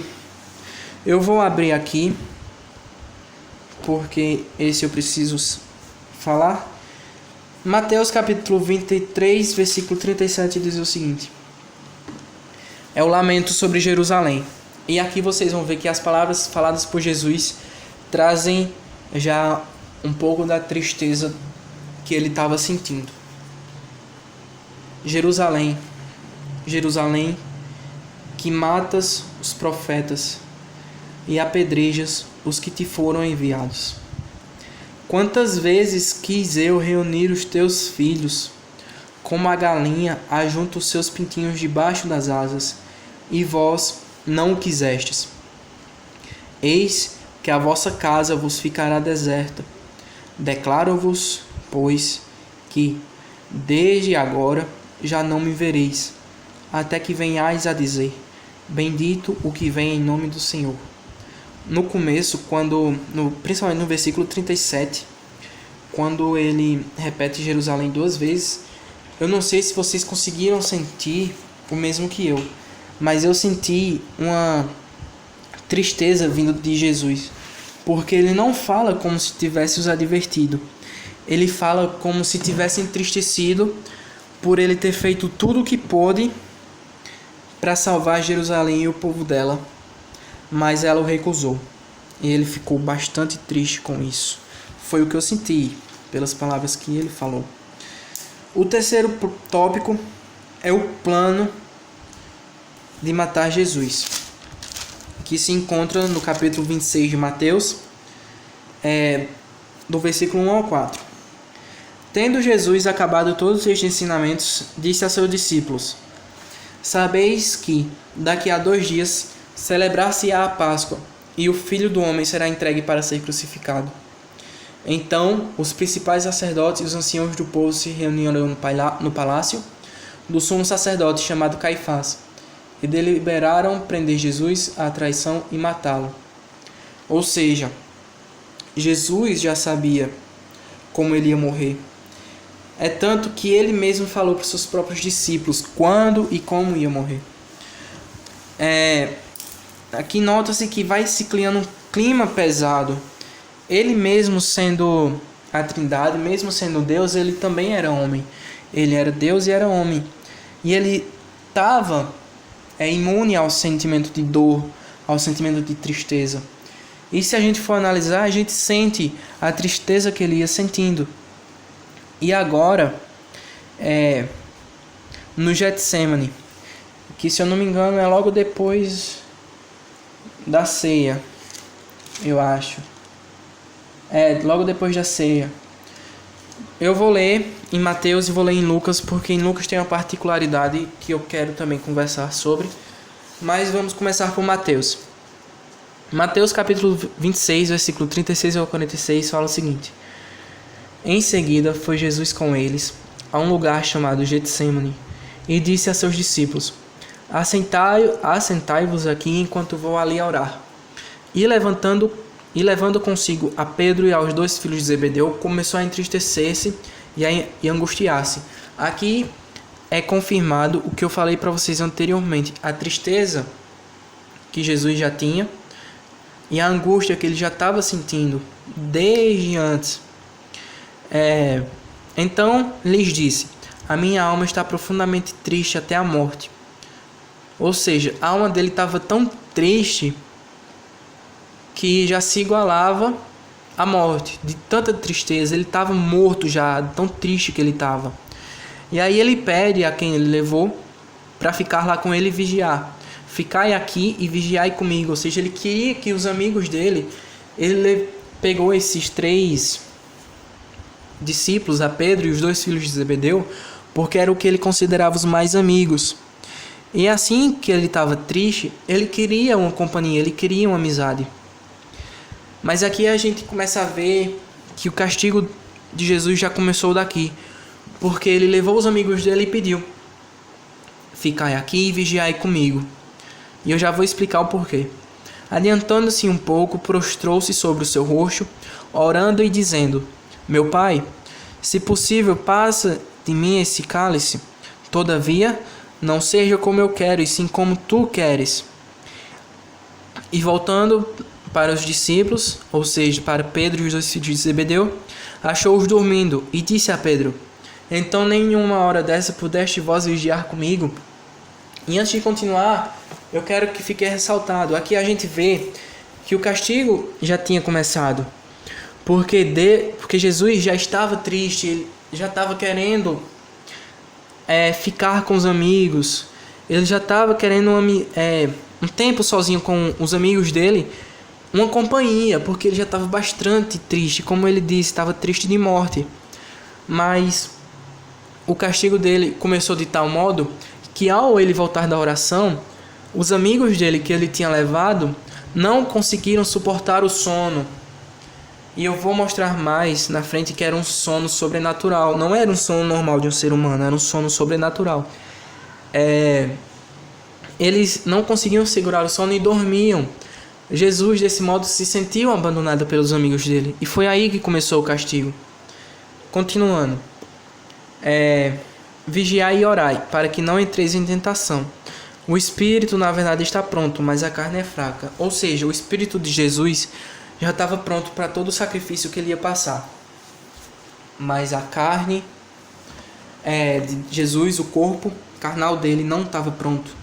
E é tanto que ele fala, para que não entreis em tentação. Ou seja, Jesus sabia que ele podia ser tentado do mesmo jeito que ele já foi tentado por Satanás. Ele poderia simplesmente perder toda a vontade de se sacrificar pelo ser humano, pela humanidade. Satanás poderia chegar perto dele e tentá-lo, dizendo que não precisava ele se sacrificar pela humanidade, porque nem todos da humanidade lhe aceitariam, assim como não aceitaram. Mas aqui ele fala para vigiar e orar para que não entreis em tentação. Ou seja, ali ele estava orando não só para pedir a Deus para que passasse o cálice dele, mas que também ajudasse para que ele não caísse em tentação, ou seja, para que ele viesse a cumprir o que era para fazer, para que ele fazia o que era para ser cumprido. Tornando a retirar-se, orou de novo, dizendo: meu pai, se não é possível passar de mim este cálice sem que eu beba, faça-se a tua vontade. E voltando, achou-os outra vez dormindo, porque os seus olhos estavam pesados. E é aqui que eu penso que o sono que os discípulos dele era sobrenatural e não algo sono humano. Porque aqui diz, porque os olhos estavam pesados. Eu acho que aqui era o sobrenatural de Deus pesando sobre os olhos do discípulo. Porque, como eu já falei, o castigo de Jesus começou daqui, do abandono dos seus amigos no momento de tristeza que ele precisava. Continuando. Deixando-os novamente, foi orar pela terceira vez, repetindo as mesmas palavras. Então voltou para os discípulos e disse: ainda dormes e repousais. Eis que é chegada a hora, e o Filho do Homem está sendo entregue nas mãos dos pecadores. Levantai-vos, vamos, eis que o traidor se aproxima. Aqui a gente finaliza com a terceira oração dele. E eles saindo do Getsemane para que Jesus fosse entregue e assim crucificado. Agora eu vou ler a passagem de Lucas, que se encontra em Lucas 22, capítulo 22, versículo 39 a 46. Lendo agora Lucas. E, saindo, foi como de costume para o Monte das Oliveiras, e os discípulos o acompanharam. Chegando ao lugar escolhido, Jesus lhe disse: orai para que não entreis em tentação. Aqui a gente vê mais uma vez Jesus dizendo que vai orar para que a tentação que o pensamento de que ele não precisa se sacrificar pela humanidade não venha, assim como já explicado. Ele, por sua vez, se afastou cerca de um tiro de pedra e de joelhos orava, dizendo: Pai, se queres, passa de mim este cálice, contudo não se faça a minha vontade, sim a tua. Então lhe apareceu um anjo do céu que o confortava. E aqui a gente vê que mesmo Jesus estando em agonia, e eu vou mostrar mais pra frente o porquê que ele estava em agonia, veio um anjo para lhe confortar. Ou seja, mesmo ele sabendo do que ele ia passar, Deus não tinha deixado ele de lado completamente. Claro que para que tudo aquilo acontecesse com Jesus, ele teve que todo o pecado do mundo cair sobre ele. E Deus não está onde tem pecado. Então, a partir do momento que Deus não está onde tem pecado, a partir do momento que todo o pecado do mundo caiu acima de Jesus, Deus abandonou, entre aspas, Jesus. Porque Deus não pode estar onde tem pecado. Mas mesmo Deus não estando junto com Jesus naquela hora, é tanto que Jesus, toda vez que falava Pai, ele tinha uma resposta de Deus. Mas agora, quando ele fala o Pai, e lá em Mateus a gente vê que ele ora 3 vezes, e nas 3 vezes ele não tem resposta, é porque Deus o abandonou, entre aspas. E é tanto que quando ele está no caminho da crucificação, ele fala isso. Deus, ou Pai, por que me abandonastes?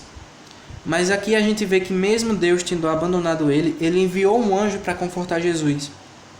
Continuando. E estando em agonia, orava mais intensamente. E aconteceu que seu suor se tornou como gotas de sangue caindo sobre a terra.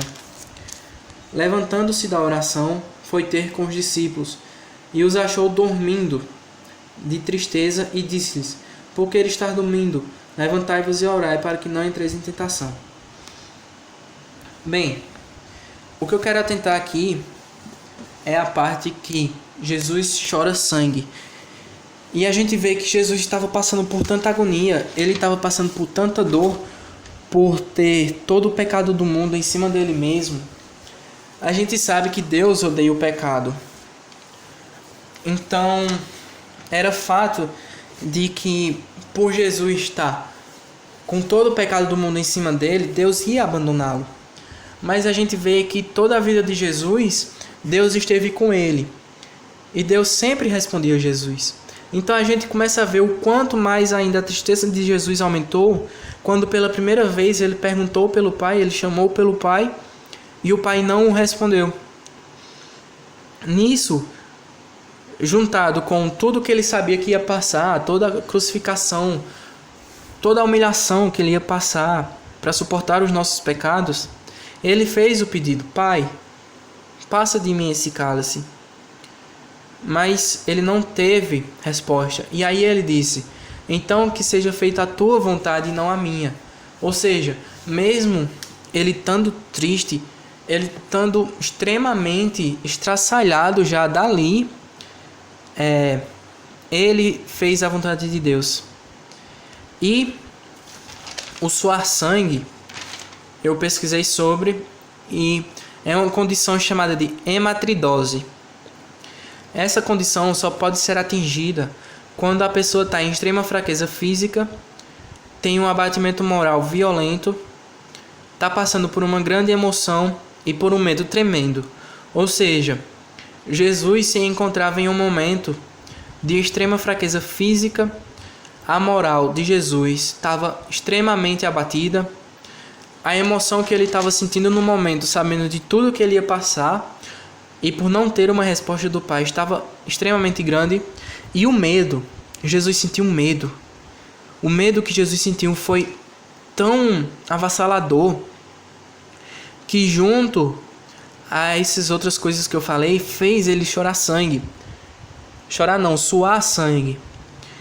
Que a hematridose é o rompimento dos capilares que ficam sobre as glândulas sudoríparas.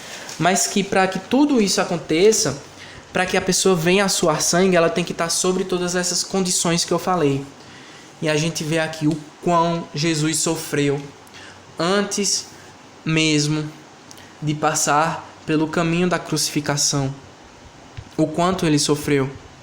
E o quanto a gente merece ser grato, o quanto a gente não merece, o quanto a gente não merecia isso. E por isso que temos que ser gratos a Jesus e a Deus, porque de todo modo nós era quem tínhamos que ter sofrido aquilo. Mas Deus foi tão maravilhoso que fez o seu filho ser carne e passar por todo esse sofrimento para que aquele que crê nele seja salvo e justificado. E eu só tenho, na verdade, a única coisa que a gente pode agradecer diariamente e que a gente tem o dever de agradecer diariamente é pelo sacrifício de Jesus Cristo por nós.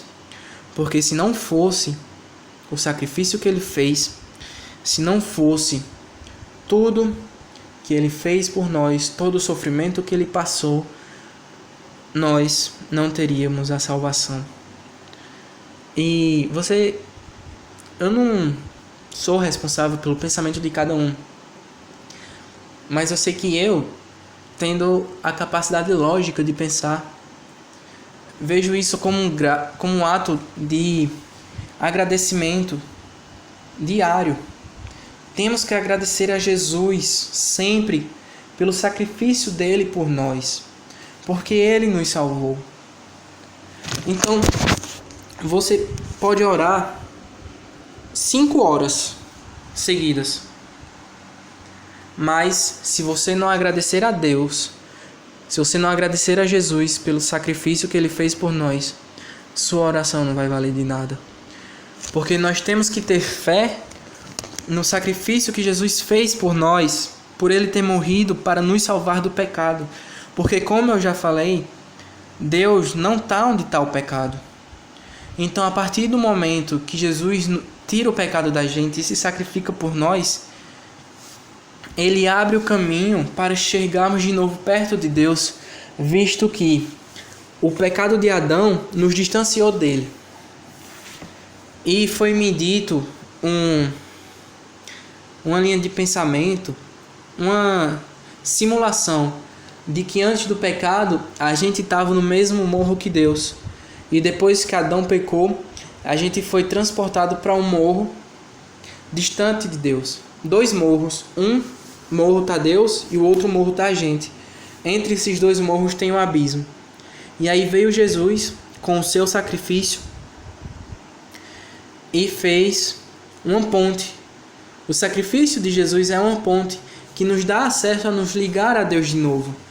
Mas nós só podemos ter acesso a essa ponte se nós aceitarmos a Jesus como nosso único e perfeito Salvador e Justificador. E agradecer diariamente por isso. Porque nós só estamos vivos, só fomos salvos do pecado e só temos acesso à graça de Deus porque Jesus nos salvou. E por isso que Deus tem que ser glorificado em cada ato nosso. Por isso que Jesus tem que ser glorificado em cada ato nosso. Porque tudo o que fazemos é porque Deus permite e porque Jesus se sacrificou por nós. Eu agradeço a quem chegou até o final dessa palavra. Espero que eu possa ter passado a verdade a você de uma forma que você tenha vindo a entender a palavra de Deus do modo que ela é. Agradeço a todos vocês por terem perdido quase 2 horas comigo explicando a palavra de Deus. E quero pedir a vocês que não deixem de agradecer a Jesus pelo sacrifício que ele fez. Deixe de pedir, deixe de pedir por bens materiais, por saúde e por tudo, mas não deixem de pedir. Obrigado pelo sacrifício que Jesus fez. Assim como João acaba Apocalipse, eu também acabo não só essa ministração da palavra, mas todas as próximas. Que a graça do Senhor Jesus seja com todos vós. Amém. Peço que quem gostou da palavra se inscreva no canal para receber as outras. Se você realmente gostou do que eu falei, gostou do que Deus falou através de mim, que o Espírito Santo ministrou através das minhas palavras, dê o like se você achar que merece.